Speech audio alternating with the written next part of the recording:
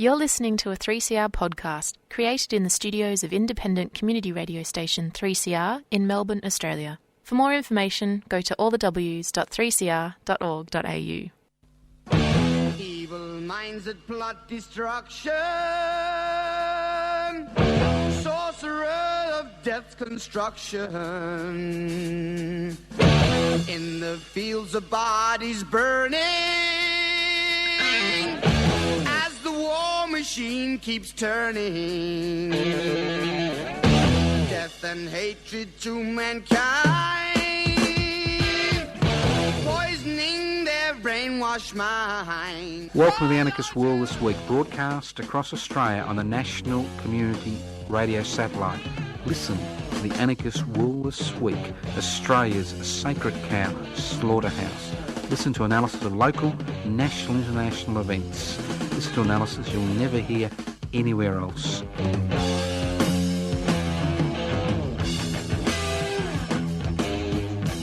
Welcome to the Anarchist World This Week, broadcast across Australia via the Community Radio Network, also broadcast on 4ZZZ in Brisbane. This program is streaming live from the studios of 3CR in Melbourne. And if, as I keep saying, somebody disturbs your slumbers while you're sleeping, while you're listening to the Anarchist World This Week, don't despair. The program is podcast. You can access the podcast by going to 3cr.org.au.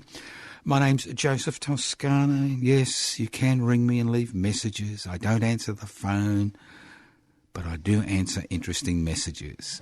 0439 395 489. And yes, I do respond to letters. You can write to us at Post Office Box 20, Parkville 3052, and we also accept emails at info@anarchistage@yahoo.com or info@pipsy.net. YouTube channel, Public Interest Before Corporate Interest. Haven't used the Twitter stream for ages. Maybe I'll restart using the Twitter stream. Websites, pipsy.net. Don't forget to join Public Interest Before Corporate Interest if you want to be part of the next federal and state election, not just a disinterested spectator. And also, obviously, Facebook pages, Joseph Toscano, Toscano for the Public, Public Interest Before Corporate Interest, and the list goes on and on. But as I'm not that interested in click activism, but it does have a purpose. It makes a lot of money for a small number of people. Now, let's look. Look, I don't want to make a biblical analogy, but remember, I think it was St. Paul's. He was a tax collector. I haven't read the Bible for a long, I don't think I've ever read the Bible to think about it, and I've never read Das Kapital either. I don't know where that puts me. But I do remember, I think it was St. Paul, the tax collector. He had a conversion on the road to Damascus. The conversion, he saw the light on the road to Damascus, stopped being a tax collector and became an apostle for the Lord. No, the Son of the Lord, Jesus Christ. Let's get this right, Joe.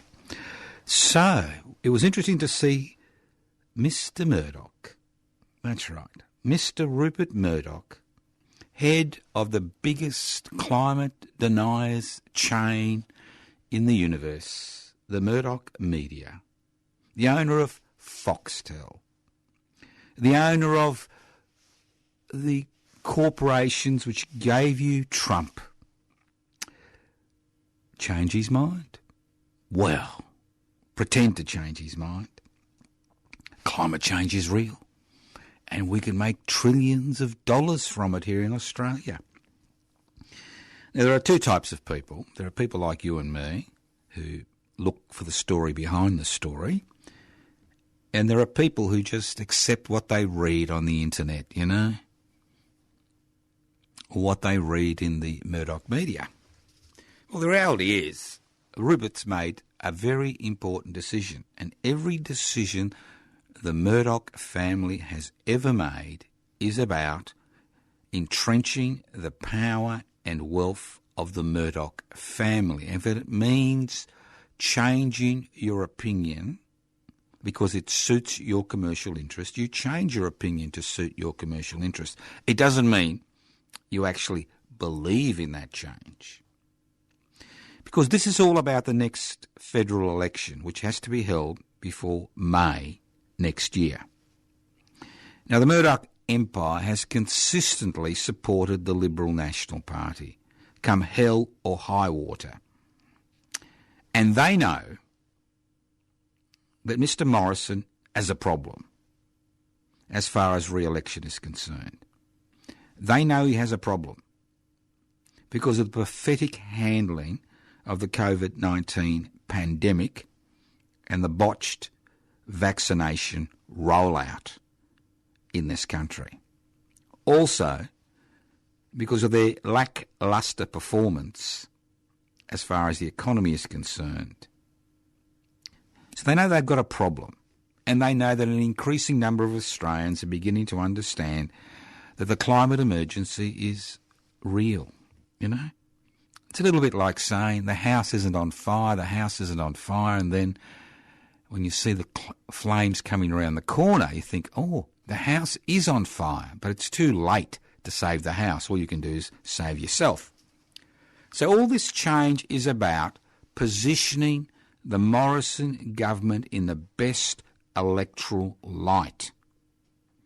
Because while the rest of the world is taking the climate emergency seriously, from the Conservatives in England to the Biden administration to the Chinese government, while some of the biggest players in the world are beginning to take the climate emergency seriously, Mr Morrison has not and isn't.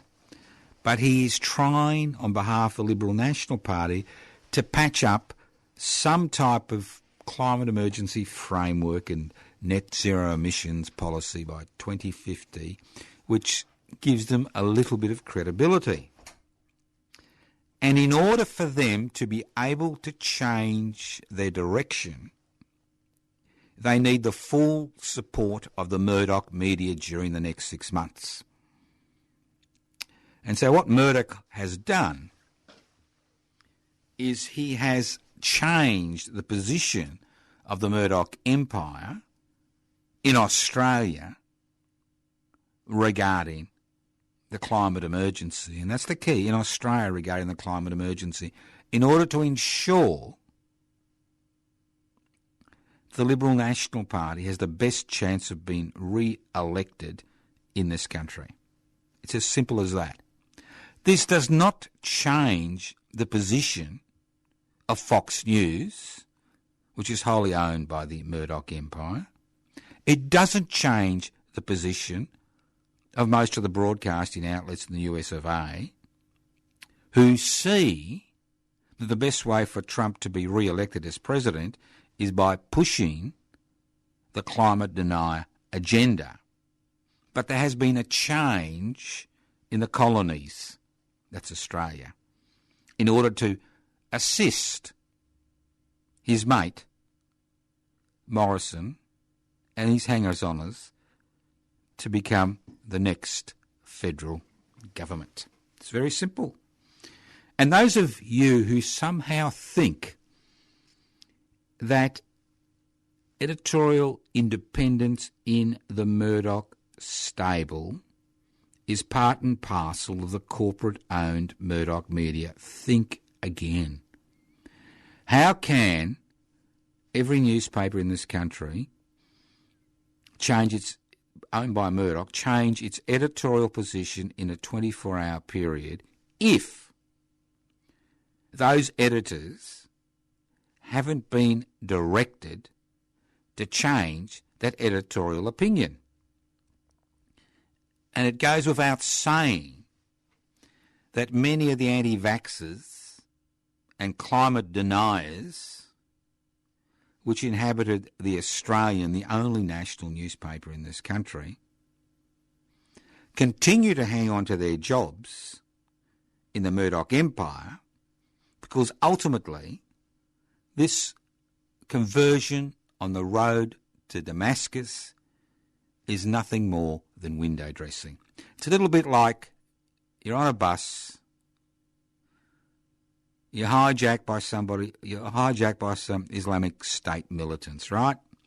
They go up and down the bus and ask you to quote from the Quran. If you can't quote from the Quran, you get your bullets, you get your brains blown out.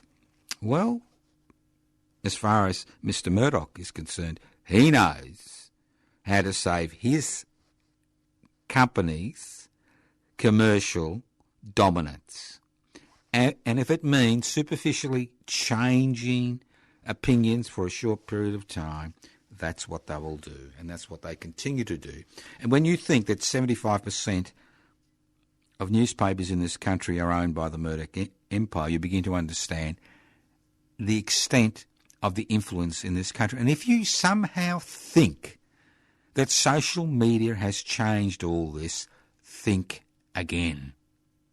Think again. Social media has changed nothing. Most people in authority, most people in the media, both the government-gilded ABC and the corporate-owned media, take their directions from what occurs in the legacy media in the previous 24 hours. They don't have the staff or the time to do the research to provide news and analysis. So if a story appears in the Australian, it becomes the story which appears on radio across the country. It's the story which reverberates through social media. It's the story that's on Twitter. And the list goes on and on. So those listeners who somehow think that by ignoring the legacy media that the things that are debated will change, think again. So I'm sure you haven't been taken in. I mean, you're listening to the Anarchist World this week. I'm sure you haven't been taken in by all this garbage. But it's important.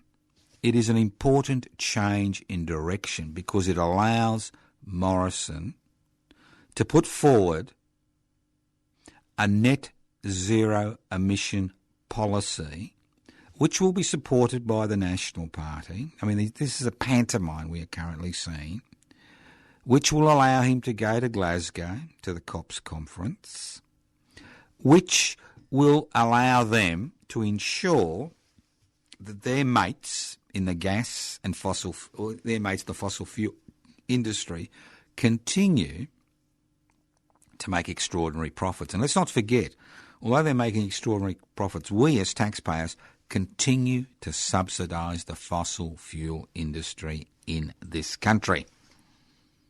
You're listening to the Anarchist World this week, broadcast across Australia via the Community Radio Network. My name's Joseph Toscano. This program is streaming live on 3cr.org.au. Now, the other thing about this week which has been fascinating has been the rise and rise and rise of green capitalism. Now, we've spoken about green capitalism on this program for years. And unfortunately, many activists, environmentalists, think the solution to the current climate emergency is green capitalism. And we now see large corporations investing in renewable energy because they know with the change in political sentiment and social sentiment around the world, that continuing to invest in the fossil fuel industry is bad for their bottom line. So they're pouring money into the renewable sector despite resistance from fossil fuel dinosaurs in Australia. And we've seen renewable energy companies or fossil fuel companies diversify their interests and start talking about, renewable energy. Now, the issue is, it's not a matter of green capitalism. The issue is, as far as energy sufficiency is concerned, is about centralised power sources and decentralised power sources. Now, in Australia, we've had a reasonable decentralised power system as far as solar panels on roofs are concerned. But what we are now seeing is the corporate sector moving into the renewable energy business and centralising energy production by creating large-scale renewable energy production sources which are owned holus bolus by these corporations. And that means the dependency that we currently have on a centralised energy system, a corporatised centralised energy system, will continue indefinitely. The issue is, as you know, capitalism is a very simple philosophy, ideology, economic system. It's about creating profits irrespective of the human, social and environmental costs. We all know that.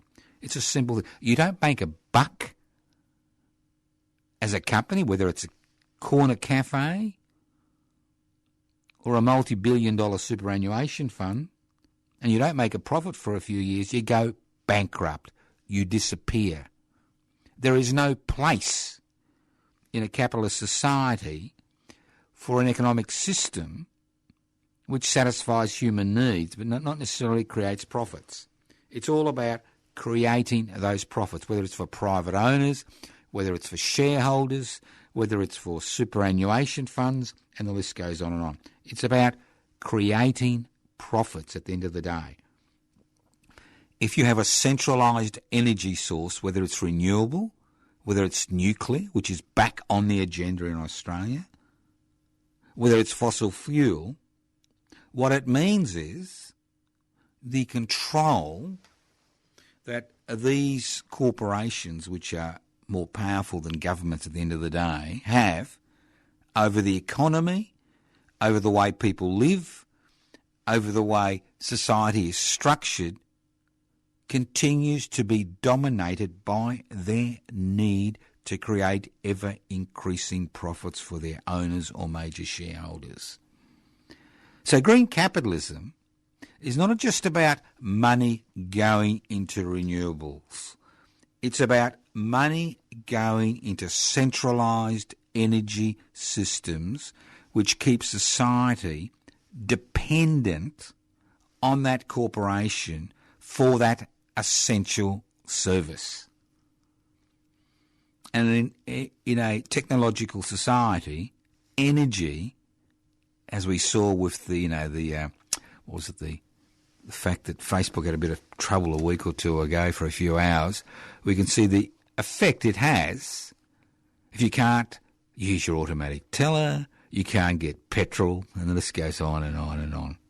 So this is a struggle between centralised energy sources and decentralised energy sources.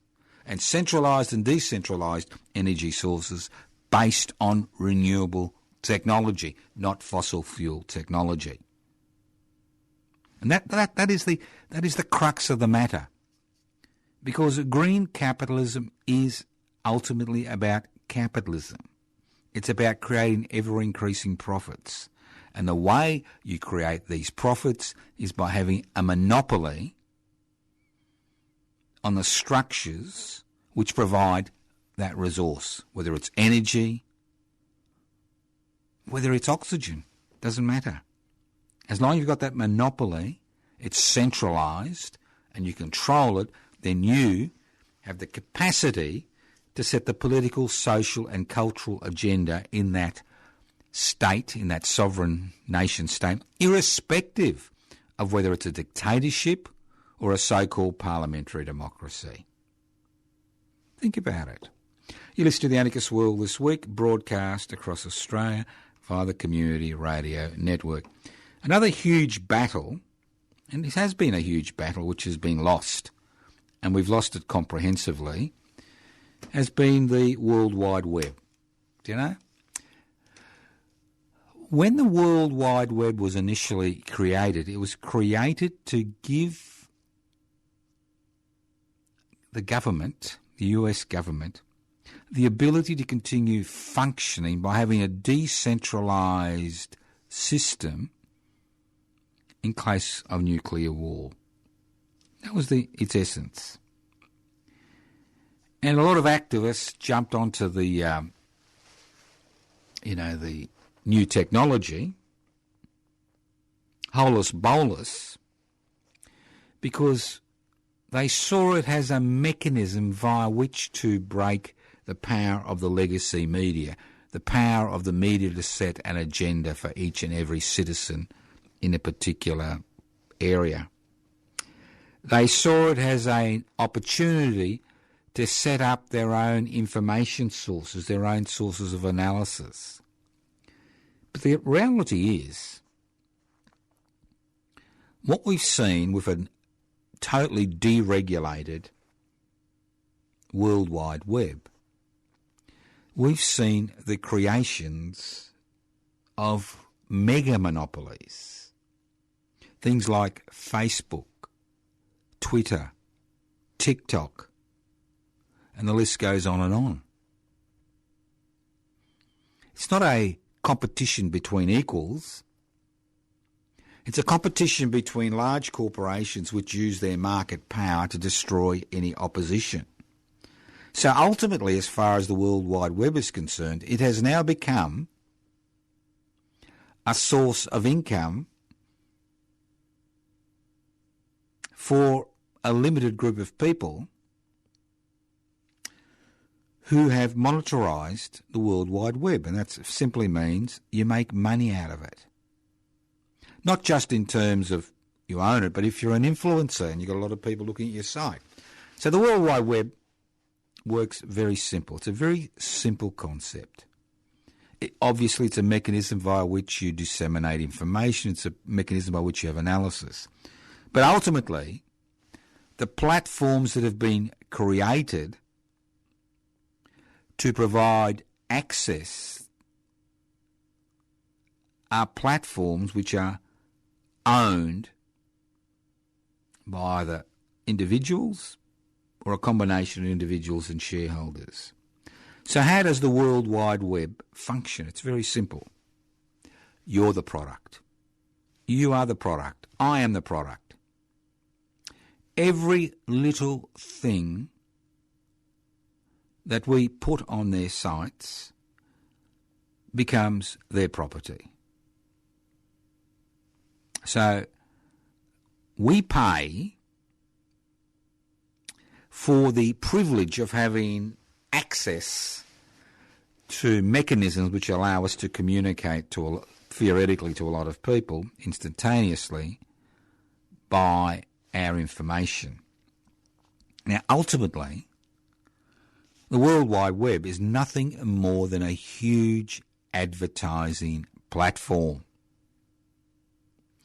because the technology allows the advertising to be targeted at specific groups. It's not like you put an ad in a major newspaper or a radio station and people are interested and people are not interested, access the advertising, but it's specifically designed through the information that's been collected, specifically designed to be able to almost individually, well, it does, individually direct advertising at a particular point in time when you're looking for a particular situation. Now, businesses, whether they're small or large, pay for the privilege of having their advertising on that platform. Say Facebook, they pay for that privilege. It's not free. You pay for the privilege, okay, of getting your message across. And you pay for that privilege through advertising. So what's happened is the World Wide Web is no longer a decentralised system which allows you to access material. It's ultimately a centralised system which is controlled and owned by a small number of people whose primary aim is to make a profit. That's simple. So what you have is the lovely term called clickbait. Clickbait. the more outrageous your statements, the more outrageous the YouTube video, the more outrageous and homophobic and misogynist your viewpoint, the more clicks you get. The more clicks you get, the more people see that advertising which surrounds those specific sites. The more people see the advertising, the more profits go back. So it's a wonderful system, but it's not about decentralisation, as I spoke about when we talk about energy. It is not about decentralisation. It's all about centralising power and wealth. And I normally begin the program by defining what anarchism is. Anarchism is an exceptionally simple concept. It's based on the concept of creating a society without rulers, because the term monarchos from the Greek means without rulers. So what gives rulers the ability to control the lives of millions and set the social agenda, cultural agenda, environmental agenda, political agenda? It's very simple. Inequalities in power and inequalities in wealth. So what does a centralised energy system do? It makes us dependent. It increases inequality. What does a centralised World Wide Web do? Same thing. It increases the gap between the poor and the rich, and it increases the gap between those that make decisions and those who obey orders. It's very simple. It increases inequalities in power and wealth. So the central issues, as anarchists have always said, is centralisation of power, centralisation of wealth. An anarchist society is a society where wealth and power is decentralised. Now, currently, I'm involved in a program where we're interviewing activists from the autonomous zone of North and East Syria, an area of the world, which is middle of a war zone. The very people who fought ISIS to a standstill, who paid the ultimate price of losing about 20,000 of their young people in that battle. People who now find themselves hemmed in by Syria and Turkey and hostile Kurdish forces. 5 million people looking for a new way of running their society. Now, it's a 10-part series. The program, you can hear it around the country on the Community Radio Network. It's on every Thursday from midday to 1 p.m. And the interesting thing about this particular society, it's not perfect. It's got many issues like any society has, and especially if you're in the midst of a war zone, is the fact that decentralisation of power and wealth to a lesser degree plays such an important role in the processes which allow these people to live in a society which isn't dependent on a small number of corporations or a small number of leaders. So it's a fascinating exercise, not in terms of an anarchist society, but in terms of a society which is grappling with the issues of inequalities of power and wealth, especially when they find themselves in the midst of a war zone. So think about it. When we talk of capitalism, it's not just about making profits for profit's sake. It's not just about green capitalism, renewable capitalism. It's about how we find ourselves in this particular situation in 2021. That we face a climate emergency, that we face a pandemic, that we face the problems with that increasing population brings, that we face the problems that, finite resources brings, that we face problems that, increased CO2 emissions because of human activity bring, and the list goes on and on. And ultimately, we need to look at what's happened on this planet over the last 100 years, especially over the last 40 years. Because over the last 40 years, we have seen a race, not a drift, but a race back to 18th century capitalism.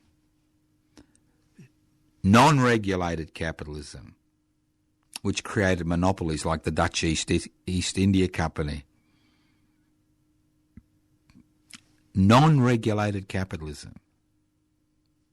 Corporations, which had their own militias and armed forces, like the British company that ruled India for so long. Unregulated capitalism.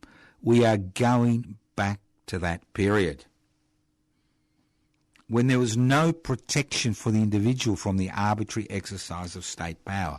There was no protection for the individual economically. We are seeing all the gains that have been made through the sacrifices of hundreds of millions of people and the deaths of tens of millions of people over the last 2 centuries, which has transformed the state from an instrument of oppression to an instrument that, one, is still oppressive, but two, provides basic necessities to its citizens through a universal healthcare system in this country, through a pharmaceutical benefits system, through a non-privatised road network. Obviously, that's gone out the window recently, and the list goes on and on. So what have we seen over the last 40 years? What have we seen? We have seen a radical transformation, but not a radical transformation towards decentralisation and economic equality, but a radical transformation in terms of centralisation and inequality. And this has been a political movement and a social movement, which we just can't blame a few individuals for, because it's very easy to blame a few corporations or a few individuals, and I'm guilty of that. But the reality is that we've all gone along for the ride. I am, you are, we all are, as responsible for creating this situation we find ourselves in as that section of society that wield power. Because ultimately we have forgotten. Ultimately, in a democratic society, and I'm talking about parliamentary democracy, which is representative democracy, in a democratic society, power rests in the hands of a committed population. And if you listen to this program about the autonomous administration of North and East Syria, as I said, at 12 o'clock on Thursday on your local community radio station, the fact is, that's what they are trying to achieve. Democracy. Not based on representation, but democracy based on delegation. That's what they are trying, and that's what we are trying to achieve. And what we've seen over the last 4 decades is a headlong rush back to 18th century capitalism. A headlong rush back to the pirate economy. We have seen this through the adoption of 4 principles by the major political parties in this country. And the adoption of these 4 principles has drawn us nearer and nearer and nearer to 19th century capitalism. And nothing highlights this more than the so-called gig economy, which is basically based on the concept of exploiting people's labour in an unequal contract between an excessively large and powerful employer and a powerless individual who is in no position to negotiate anything except what's given to them, at the end of the day. So how's this come about? It's come about through 4 principles. And I speak about these principles ad nauseum on the Anarchist World this week. But I think it's essential that we look at these principles and we look at them closely, because if we don't understand what's happened to us, there'll never be an appetite for change. I mean, I use the termite analogy today. Look, it's very simple. You got a wooden structure, you got a termite, doesn't matter. You got 10,000 termites, could be an issue. You got 1 million termites, the whole edifice crumbles, falls, collapses, and a new society grows out of the ruins. Because ultimately, as human beings, we need to eat, we need shelter, we need human company, we need interaction, and the list goes on and on. So what are these 4 principles which now are the mainstay of economic life around the world, which are the pillars, the 4 pillars of capitalism? Private investment for private profit. I mean, that's what capitalism is. It's about private investment for private profit. It's not about being a good corporate citizen and having a helicopter, in times of emergencies, or providing a few scholarships to some people you incorporate into your organisation. No. So what are these 4 principles which have landed us in this situation today where inequalities in power and wealth have increased? And it's very simple. 40 years ago, if you were an investor, that's right, a mythical investor, you took a risk. You still do. You took a risk. If you invested in a project and you lost your money, well, you lost your money. But if you succeeded and you made a profit, 1/3 of that profit would end up in your pocket as the investor because you took the risk, and 2/3 of that profit would end up in the pockets of the people you employed to create that profit. 40 years later, in 2021, the equation has been reversed. If you're an investor, because of all these investment-friendly laws that we have in this country, like franking credits, negative gearing, corporate welfare, and the list goes on and on. One, if you invest in something, the chances of you losing your money are minimal because of government support in the private sector. But secondly, if you do make a profit, 2/3 of that profit will end up in your pocket, and 1/3 will end up in the pockets of those people who do the work to create that profit for you. It's very simple. The equation has been reversed. And how has that equation been reversed? It's been reversed in a number of ways.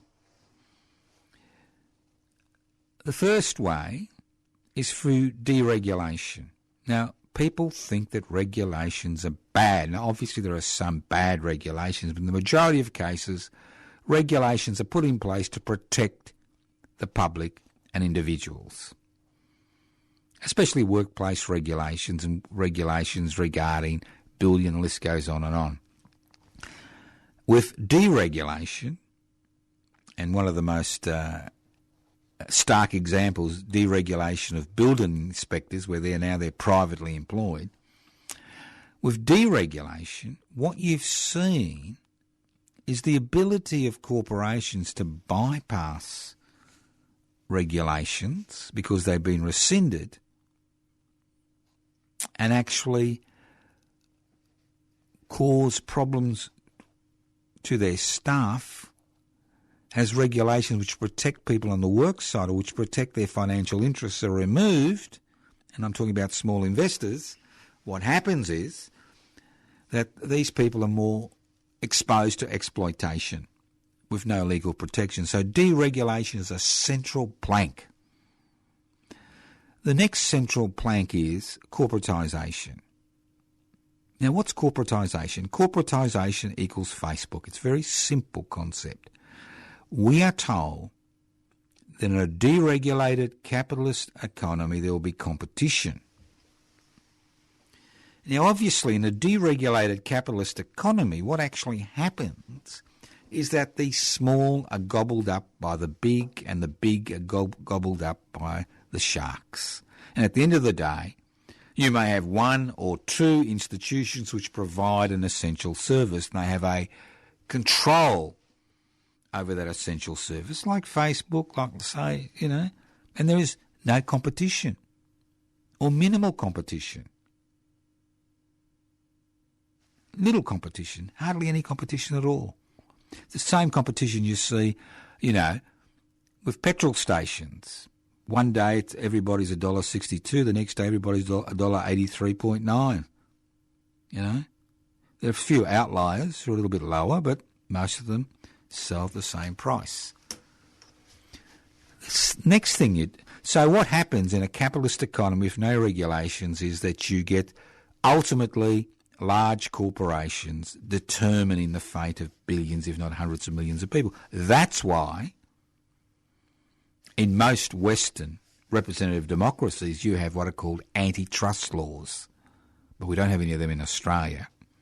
What that means is that a corporation, once it reaches a particular size as far as its domination of a particular field of human endeavour, they're not allowed to grow because of the law. So corporatisation is when you remove competition. Then the next step is privatisation. Now, we have had an orgy of privatisation in this country, and we have been told incessantly, stridently, day after day, that privatisation equals more competition and decreased costs.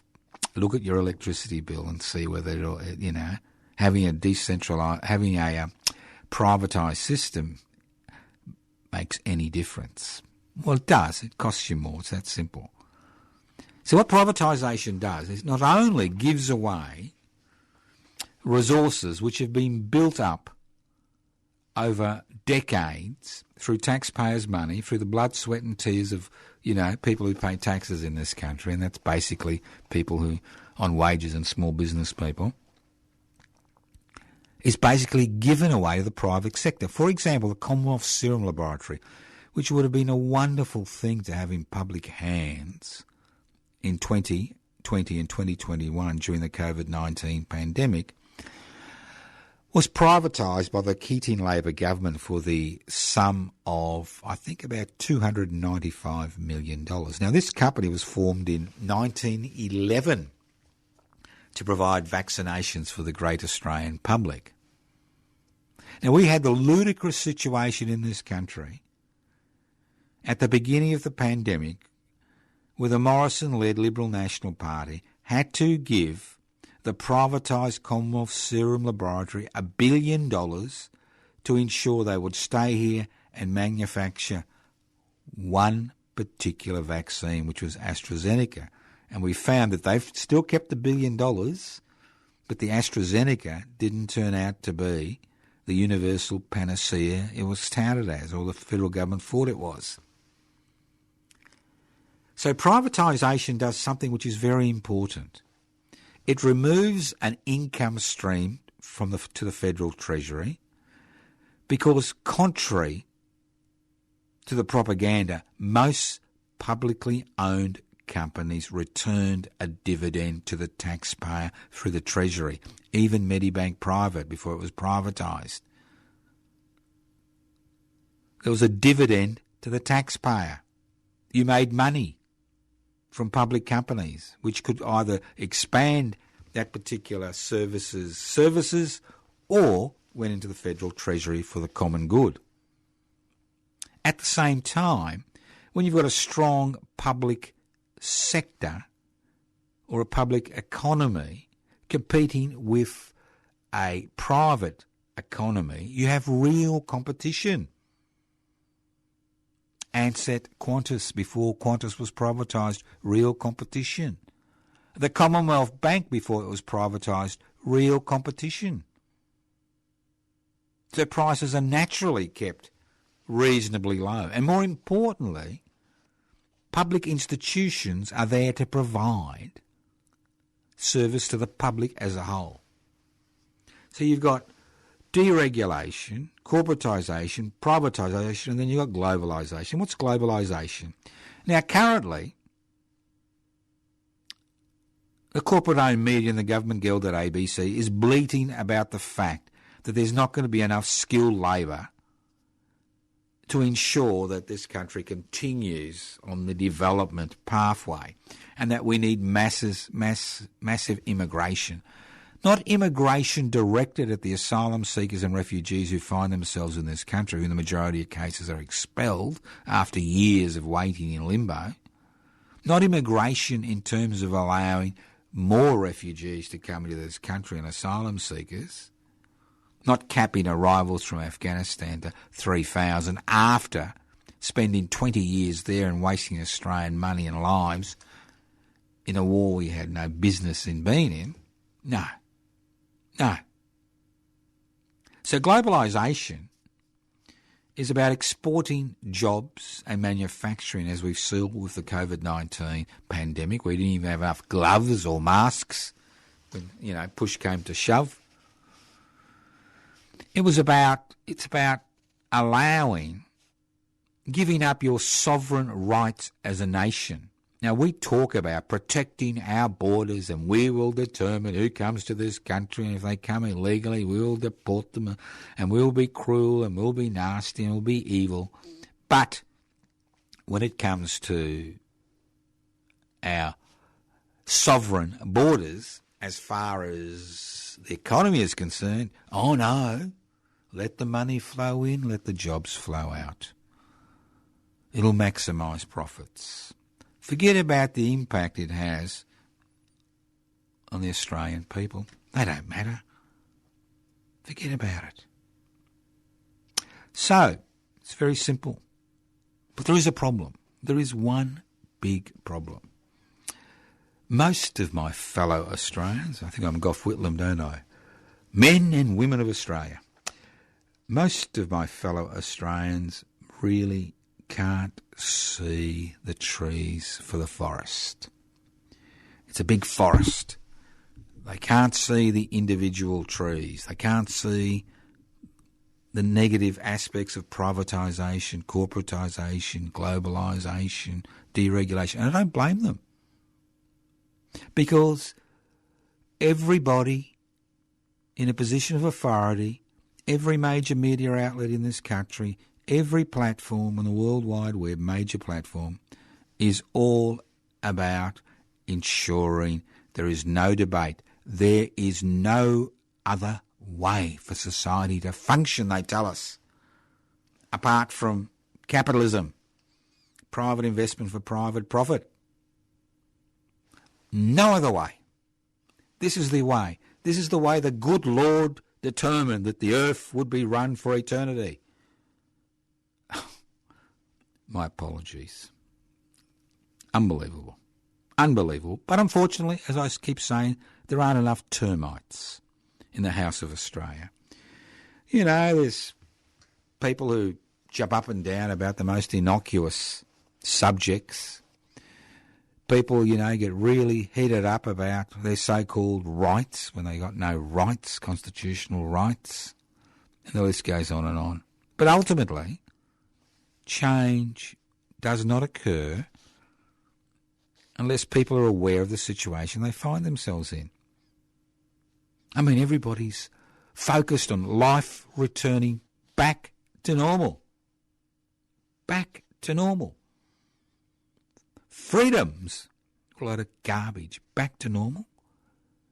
Back to the same old garbage week after week, year after year, where the rich get richer, the poorer get poorer, the powerful have more power and the powerless, put up with receiving the crumbs that are brushed off the corporate table, where the political parties that we have are mired in self-seeking behaviour,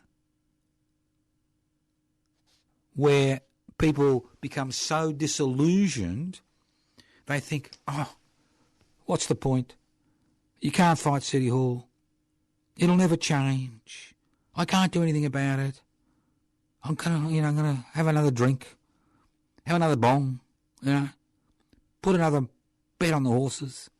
I'm not interested in politics. Doesn't affect me.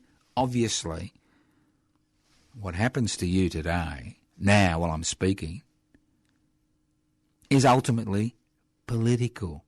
There is no division. People say the personal is political. They're correct. There is no division. Everything that happens to you is political. Everything that happens to you is ultimately due to legislation. Everything that happens to you happens for that reason. So if you want change and you want your position to improve both personally and as a member of a community and as a member of society and as a member of a nation state, you need to get involved. It's that simple. One termite will get nowhere. 10,000 termites will get nowhere. 100,000, you start having a problem in a society of 25 million. So, look, I've been for years trying to get people to join public interest before corporate interest. It's been a particularly difficult undertaking because of people's disillusionment. But the thing about disillusionment is it's the oil that keeps society functioning. It's the oil that keeps those in power in power. Disillusionment and cynicism have no place in the struggle for change. No place. It is the aphrodisiac of those who ultimately make decisions which affect your life. I mean, the Anarchist World this week is about hope. And what's hope? The love child of desire and expectation. The desire for change and the expectation that change will occur. But change will only occur with your active participation. So I'm encouraging you not just to get involved in the things that I talk about, but get involved in things, even if it's a local, a community garden or something. Isolation, which has been compounded by the COVID-19 lockdowns, social isolation, cynicism, disillusionment are the aphrodisiacs of those who exercise power. So think about it. You've been listening to the Anarchist World this week, broadcast across Australia via the Community Radio Network.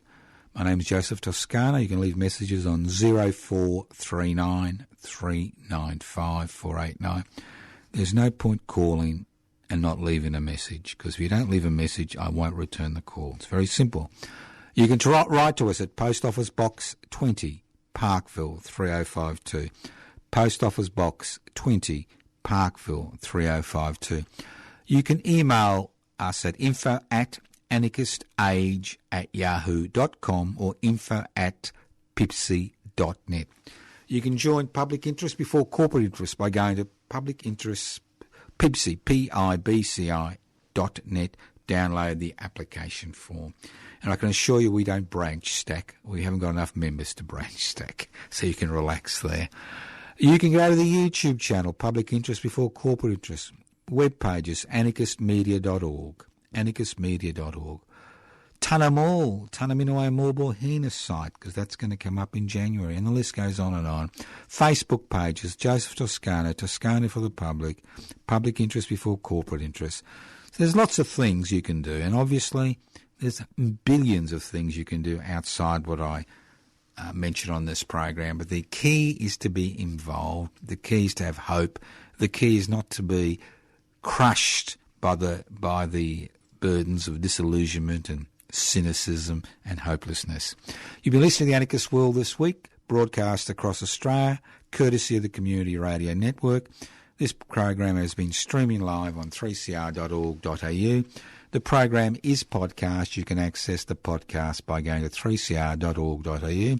And I encourage you to listen to the Thursday special at midday to 1 p.m, for another 8 weeks on the autonomous administration in North and East Syria via your community radio station or Community Radio 3CR. Thank you for listening to The Anarchist World this week on your local community radio station. Listen in next week to The Anarchist World this week. Evil minds that plot destruction, sorcerer of death's construction. An analysis you'll never hear anywhere else. Anarchist World this week. Australia's sacred cow slaughterhouse. 10 a.m. every Wednesday.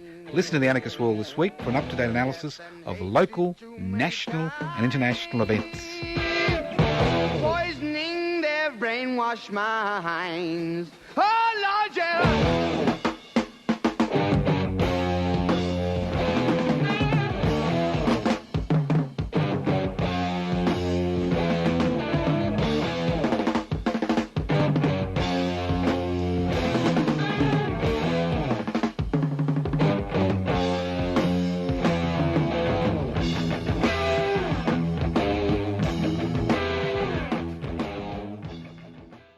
You've been listening to a 3CR podcast produced in the studios of independent community radio station 3CR in Melbourne, Australia. For more information, go to allthews.3cr.org.au.